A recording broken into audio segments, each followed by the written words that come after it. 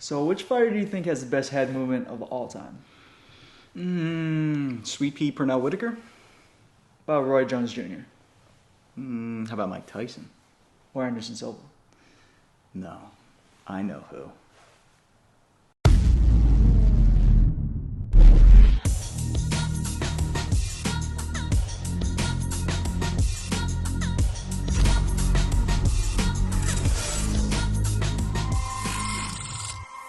So the right answer has got to be the one.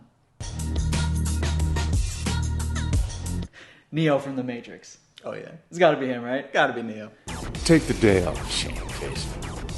Man, that movie really set the stage for everything, and obviously coming out this weekend as well. So gonna be checking that one out. But I like to really think of that Matrix when I'm dodging these punches, sometimes kicks too. Yeah.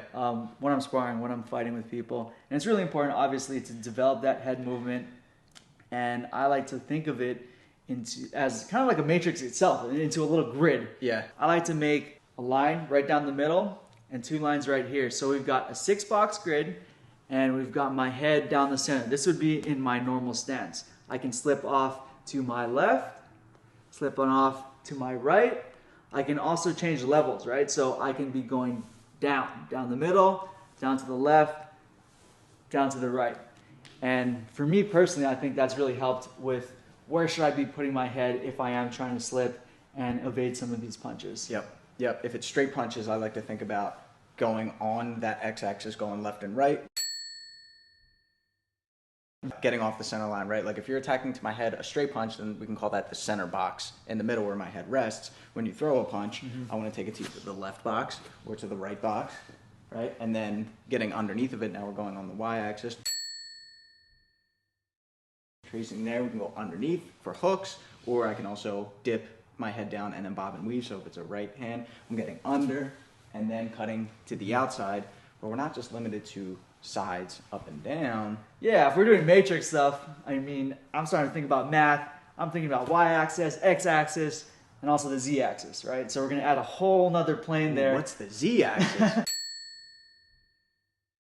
3D? 3D. It basically is 3D, right? So we're turning this little box that we just talked about, this grid, into a full kind of 3D cube, right? So that z-axis would be adding movement in forward and backwards. So obviously using my legs, my feet for that. So I can be moving around like we talked about before, but I can be moving around and getting in, moving backwards, moving my head off to the side, and around that way as well. So one drill that I like to do, my coach Adam Lerner had us do this a lot, is really just emphasizing that head movement by keeping our hands down and working with a partner. So one partner is going to go for 3 minutes. They're going to be punching at my face, and they're not trying to knock me out or anything. They're really going at about half speed, just to start off, just so I can get into a flow and a rhythm of getting used to seeing punches come, processing that information, and getting my head off to the side. Now again, we want to be working on that z-axis as well, so we will be using our feet for this to get some movement around the mat. If you ever watched Prince Nassim fight in boxing, you know he's got that crazy movement, hands are down, exactly. The dude was wild. That's kind of how you want to feel doing this right now. In a fight, you're not going to be going down with your hands down. Well, you generally shouldn't be. Right. I would say the caveat to that is just if your hands are down, it has to be intentional. It shouldn't be because you're fatigued or tired. It should be because you're in head movement mode and you're baiting them to throw those shots. Absolutely. And this could be practiced for that, but really this is just focusing on making sure that you're focusing on your own head movement and getting off to the side. So that's why I want your hands down. I want you to feel uncomfortable so that you can learn how to really evade these punches. Now we start adding in guards up later on, and it's going to be a lot easier. All right, so the drill is going to look something like this. Shannon's just going to slowly start throwing punches at me, and I'm going to be moving and getting out of the way. Again, using my feet to move in and out. You can be throwing hooks as well. If it's MMA, I can get in and start moving, using my head, pushing against the body there, switching my stance, and really just starting to have fun with this, guys. And sometimes you're going to get hit. Sometimes you are going to get hit doing this drill, which is perfectly fine, because you got to keep your head moving in a sparring match, in a fight. I would say safety disclaimer here is my hands are like this in the glove. I'm never making a tight fist. Hands are totally loose and relaxed. So in the case that I do hit my partner, I'm not hurting them. I got good control on these shots. And I always like to say, like, try to hit just the first layer of skin. I'm not trying to cause any trauma to my partner. I'm not trying to hurt their head, their brain. Just trying to hit that first layer of skin. So I'm also working on my control as well. And also aim to hit punch Vince in the head. So keep it realistic in that sense, so that he gets the most out of this drill. Sometimes people will throw shy and they won't actually throw close enough to him, and now he's not getting that much out of the drill. Or they'll track where he's going and they'll go like this and start throwing like snake heat-seeking punches, but really commit to actually throwing to Vince's head, so that in a fight, when he actually does move his head, boom, it's realistic like that. So oftentimes I'll be punching and it'll land like right on his shoulder. So that's something that you want to keep in mind when doing this drill.